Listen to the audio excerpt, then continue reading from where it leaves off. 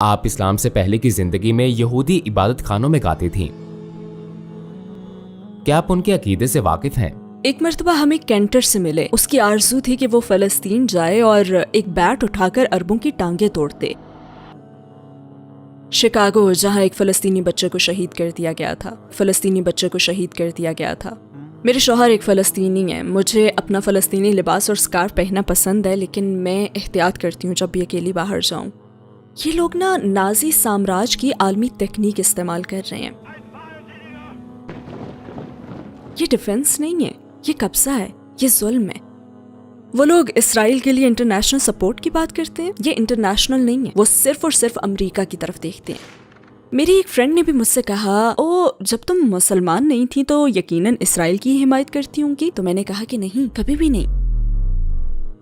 السلام علیکم سسٹر نور سادہ. ٹورڈز ایٹرنیٹی میں ہماری دعوت قبول کرنے کا شکریہ. آپ کو اپنے ساتھ دیکھنا ہمارے لیے خوشی کی بات ہے. میں اپنے سوالات فلسطین کی خوفناک صورتحال سے شروع کروں گا. جیسا کہ آپ جانتی ہیں، فلسطین میں ہمارے بھائی بہنوں کو شہید کیا اور گھروں سے نکالا جا رہا ہے. وہاں بچے مر رہے ہیں، خوراک، سامان، پانی، بجلی غائب ہیں. وہ لوگ بالکل بے بس ہیں. امریکی میڈیا ان تمام واقعات کی کوریج کس طرح کرتا ہے؟ کیا وہ ذمہ داری نبھا رہے ہیں یا جانبداری دکھا رہے ہیں؟ سب سے پہلے وعلیکم السلام. مغربی میڈیا میں اس کی کوریج کیسی ہو رہی ہے؟ بالکل بھی نہیں. واقعی جانبداری سے وہ فلسطین کی حمایت میں تو بالکل بھی نہیں ہے. میں اسے زائنسٹ یا صہیونی سامراج ہی کہوں گی، کیونکہ یہ سب کچھ صہیونی سامراج ہی کی طرف سے کیا جا رہا ہے. میں یہودیوں کا نام نہیں لوں گی، کیونکہ ہم ایسے یہودیوں کو بھی جانتے ہیں جو اس صورتحال کی حمایت نہیں کرتے. لیکن ہاں، صہیونی سامراج کا بڑا مضبوط ایجنڈا ہے. اور آج صبح ہی میں نے ایک دلچسپ بات سنی کہ یہ لوگ نازی سامراج کی عالمی ٹیکنیک استعمال کر رہے ہیں، جو یہ ہے کہ اگر آپ کسی چیز کو بار بار دہراتے رہیں تو لوگ اس پر یقین کر لیں گے. اور ان کے پاس ساؤنڈ بائٹس کا بہترین سیٹ ہے. انہیں بس یہ ساؤنڈ بائٹ چلانا ہوتا ہے. اسرائیل کو اپنے ڈیفنس کا حق ہے اس زمین پر کہ جہاں بچوں کو قتل کیا گیا تھا. ظاہر ہے اس میں کسی بات کا بھی ثبوت نہیں ہوتا، لیکن اگر آپ اسے لمبا عرصہ دہراتے رہیں، خصوصاً آج کل کے لوگوں کے سامنے جو سوچنا، سمجھنا، اسٹڈی کرنا اور ریسرچ کرنا ہی نہیں چاہتے، اور ویسے بھی ہمیں دوسرے لوگوں کی بات سننے کا موقع بھی نہیں دیا جاتا کیونکہ انہیں مغربی میڈیا میں چپ کروا دیا جاتا ہے. تو پہلی بات یہی کی جاتی ہے، ظاہر ہے اسرائیل کو اپنے ڈیفنس کا حق ہے، لیکن یہ ڈیفنس تو نہیں ہے، یہ ڈیفنس نہیں ہے، یہ قبضہ ہے، یہ ظلم ہے. پتہ ہے یہ ہولوکاسٹ کیا جا رہا ہے ان لوگوں کے خلاف جو پہلے بھی سے بھگت چکے ہیں. واقعی سوچیں ذرا. لہٰذا ساؤنڈ بائٹس اپنا بے پناہ اثر رکھتے ہیں، اور چاہے ہم یہودیوں اور عیسائیوں اور اپنے پڑوسیوں اور دوستوں کے ساتھ کتنا ہی کام کر لیں، جب بھی وہ یہ ساؤنڈ بائٹ سنتے ہیں نا تو ان کے ذہن میں فوراً آئسس 9/11 آتا ہے، اور وہ موجودہ صورتحال کا موازنہ ان سے کرتے رہتے ہیں. اور وہ لوگ اس حوالے سے بہت چالاک ہیں. پورا ہی مغربی میڈیا ایک طے شدہ ایجنڈے پر کام کرتا ہے. بدقسمتی سے صحافت اب ماضی کی طرح نہیں رہی، یہ خاص منصوبے پر چلتی ہے. اور اگر آپ مختلف رپورٹرز کو سنیں تو سب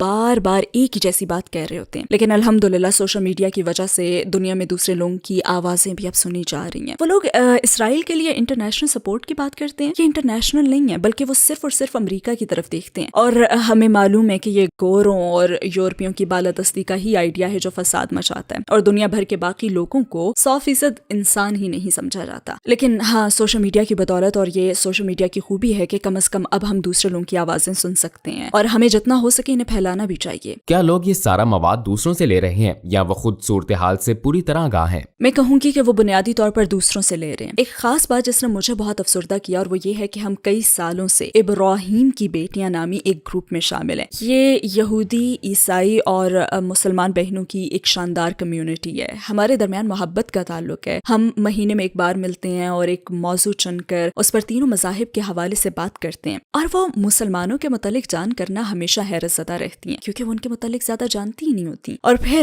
اچانک سے 7 اکتوبر آیا اور وہ سب اسرائیل کی حمایت کرنے لگ گئیں کہ ہمیں مدد اور سپورٹ کرنی چاہیے. اور میں اتنی افسردہ اور تنہا رہ گئی کہ تم یہ بات ثابت یا رد کرنے کے لیے ہمیں 1 منٹ بھی دینے کے لیے تیار نہیں ہو، اور فوراً ہی ان کی باتوں پر یقین کر لیتی ہو. اور تم ہمیں جانتی ہو، ہم پہلے بھی اس موضوع پر بات کر چکے ہیں. لہٰذا یہ بہت مایوس کن بات ہے. اور آج ہی رات ہماری میٹنگ ہے، مگر میں نے کہہ دیا کہ میں نہیں آؤں گی کیونکہ مجھے بہت غصہ ہے. لیکن کچھ مسلمان بہنیں کہہ رہی ہیں کہ پلیز آپ کو آنا ہوگا. چونکہ میرے شوہر ایک فلسطینی ہیں، لہٰذا میں اس رشتے سے فلسطینی ہوں، اور میری ساس अब्बास अल्लाह उन पर रहम करे अक्सर कहा करती थी, ये पैदाइशी फलस्तीनी है, हम सब फलस्तीनी हैं, मैं उनके मकसद में उनके साथ हूँ। मेरी एक फ्रेंड ने भी मुझसे कहा, ओ जब तुम मुसलमान नहीं थी तो यकीनन इसराइल की हिमायत करती होंगी। तो मैंने कहा नहीं, कभी भी नहीं। मुसलमान होने से पहले भी मैंने सेहूनी एजेंडे की हिमायत नहीं की, मैं उसे जुल्म और नाइंसाफी ही समझती थी और इस साम्राज्य के लिए अमरीकी हिमायत को मैं कभी नहीं समझ सकी। क्या 7 अक्टूबर के बाद आपको अपनी जिंदगी में नफरत अंगेज बातें या कमेंट्स मिल रहे हैं? मैंने अपनी किसी फ्रेंड से ऐसा कुछ सुना नहीं है, ताहम शिकागो में खौफनाक वाकया हुआ है जहाँ पे एक फलस्तीनी बच्चे को शहीद कर दिया गया था। इसके अलावा अल्हम्दुलिल्लाह ऐसा कोई वाकया नहीं हुआ और अभी तक कोई शदीद रद्द-ए-अमल भी नहीं आया अल्हम्दुलिल्लाह अब तक। लेकिन हमें खबरदार किया जा रहा है कि हमें मोहतात रहना चाहिए। वैसे मुझे अपना फलस्तीनी लिबास और स्कार्फ पहनना पसंद है, लेकिन मैं एहतियात करती हूँ कि जब अकेली बाहर जाऊँ तो ये ना पहनूं। हाँ, जब मैं फंक्शन या फ्रेंड्स की तरफ जाऊँ तो उन्हें पहनती हूँ, लेकिन मैं फलस्तीनी लिबास पहनकर खुद को नुमाया करके बाहर नहीं जाती।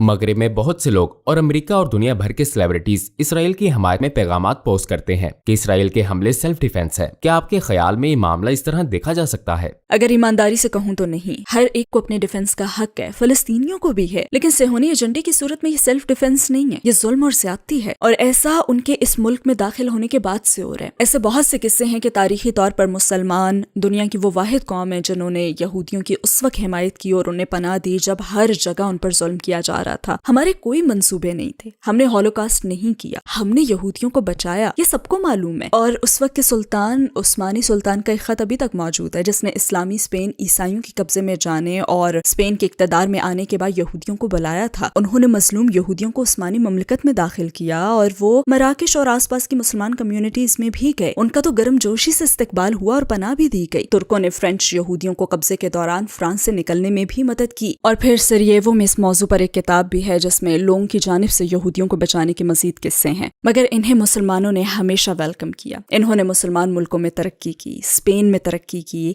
वो उस्मानी मुमलिकत में भी आगे बढ़े। इन्हें हमेशा ही अपनी मर्जी से रहने और इबादत करने की आज़ादी दी गई। लिहाजा ये बात बिल्कुल ही नामाकूल है कि सेहूनी एजेंडा खुसूसन मुसलमानों के ही खिलाफ काम कर रहा है, जबकि सिर्फ मुसलमानों ने ही तो यहूदियों को पनाह दी थी। हकीकी किस्से यही है कि फलस्तीनियों ने हॉलोकास्ट से बच जाने वाले मजलूमों को अपने घरों में पनाह दी। मेरे कमरे में रह लो, मैं तुम्हें लिबास दूंगा, खाना दूंगा। और कुछ ही अरसे बाद इन्हीं यहूदियों ने उन्हें घर से निकालकर खुद घर पर कब्जा कर लिया। मैं ऐसे घरानों को बिल्कुल जानती हूँ, ये कोई बनी बनाई कहानियां नहीं है और आप अक्सर इन्हें सुनते भी हैं। उन्हें अपने ही घर से निकाल दिया गया था। बल्कि एक दफा मैंने ये भी पढ़ा था कि फलस्तीन में नए आने वाले यहूदी रिहायशियों ने एक बड़ा तफसीली रिकॉर्ड रखा हुआ है कि वो इस मुल्क में कैसे दाखिल हुए, वो कहाँ रहे, किसके साथ रहे, और उन्होंने यहाँ रहने वाले फलस्तीनियों को ना गैर मुल्कियों का नाम दिया हुआ है।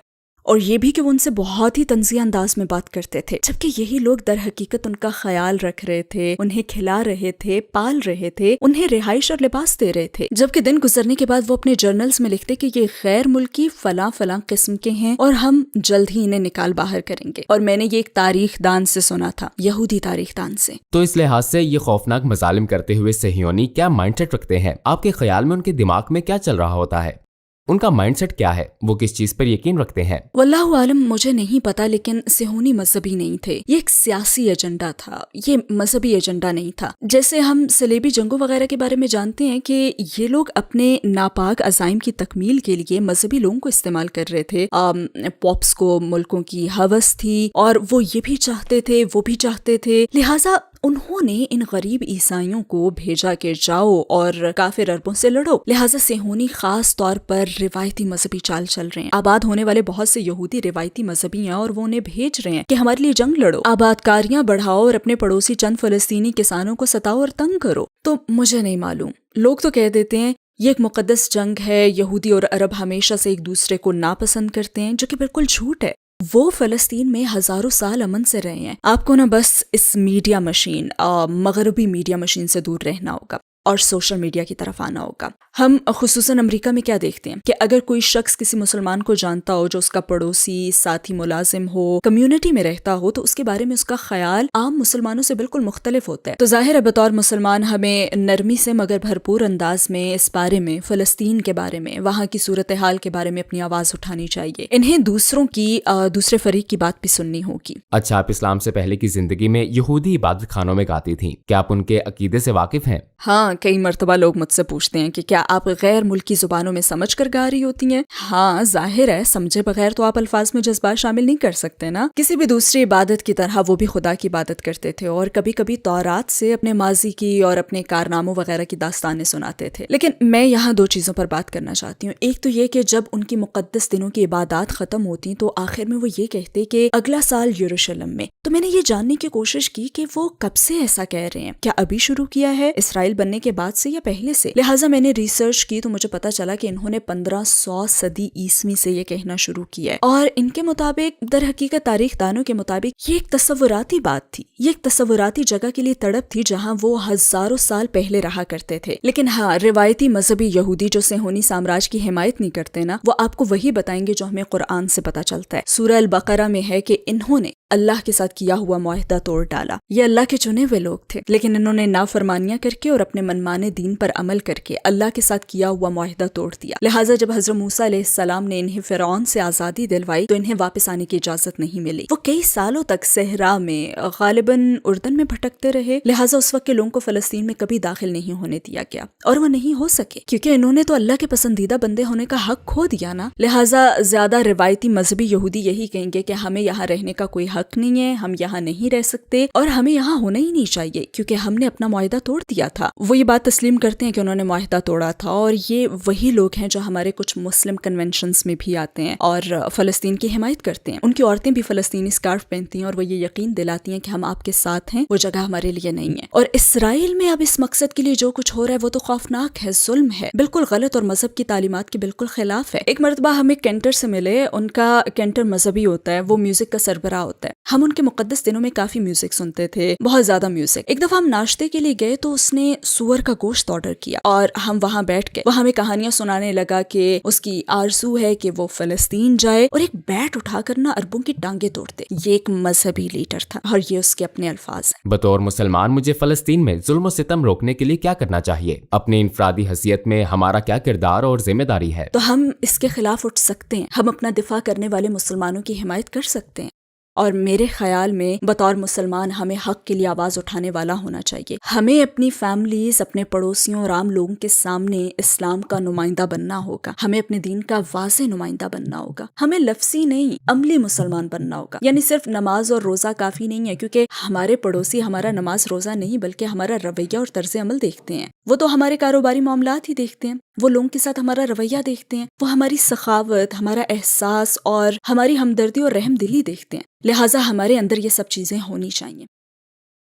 اور ہمیں اسرائیلی جہنم میں بسنے والے ان بہادر اور قابل تعریف غازہ والوں کو ہر ممکن سپورٹ دینی چاہیے. اگر وہ اتنی اذیتیں سہ رہے ہیں نا تو ان کا ایمان بہت مضبوط ہے، بے انتہا مضبوط. تو ہمیں آواز اٹھانی ہوگی. ہم کیا کر سکتے ہیں؟ ہم اپنے آرام دہ گرم گھروں میں رہ رہے ہیں. یونائٹڈ اسٹیٹس میں ہمارے پاس زندگی کی ہر سہولت ہے. ہمیں اپنا کردار ادا کرنا ہوگا جو کم سے کم یہ ہے کہ اپنی آواز اٹھائی جائے. یہ ان 3 کاموں میں سے ایک ہے جو ہمیں لازماً کرنا چاہیے. یا تو آپ اسے اپنے ہاتھ سے روکیں یا اپنی آواز سے یا کم از کم اپنے دل میں برا جانیں. لیکن میرے خیال میں اب دل میں برا جانے کا وقت تو نکل چکا ہے. ہمیں اب کچھ کرنا ہوگا یا کم از کم اپنی آواز تو اٹھانی ہوگی. میرے شوہر کا خاندان فلسطینی ہے اور اردن میں میری بہت ساری فرینڈز بھی فلسطینی ہیں. میری عرب فرینڈز فلسطینی ہیں. ہم سب کی شادیاں فلسطینی مردوں سے دوسرے ملکوں میں ہوئیں اور ہم سب کے شوہر فلسطینی ہیں. لہٰذا ہماری بہت سی چیزیں مشترکہ ہیں. اور میں آپ کو وہ خوفناک کہانیاں بھی سنا سکتی ہوں. جب ہم فلسطین جاتی ہیں تو ایئرپورٹ پر، سڑکوں پر اسرائیلی ہمارے ساتھ بھی کیسی بدسلوکی کرتے ہیں. سبحان اللہ، یہ آسان نہیں ہے مگر ہم جاتے ہیں. اللہ ہمیں فلسطین کے اچھے دن دکھائے. انشاءاللہ یا رب ہماری زندگی میں انشاءاللہ ہم بھی وہ دن دیکھیں. مگر پتہ نہیں ہماری زندگی میں یہ ہوگا یا نہیں، لیکن انشاءاللہ.